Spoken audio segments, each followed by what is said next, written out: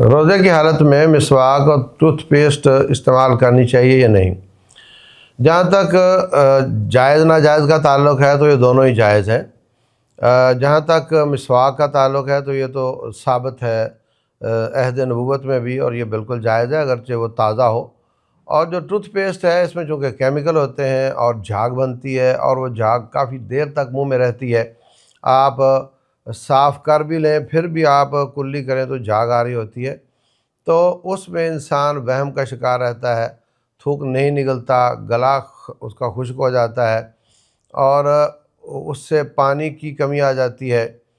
تو اس لیے اس کو اگر کیونکہ سارا دن کچھ کھانا نہیں ہے تو آپ 10 منٹ پہلے سحری ختم کریں اور ٹوتھ پیسٹ استعمال کر لیں، اور اس کے بعد منہ صاف ہو جائے گا۔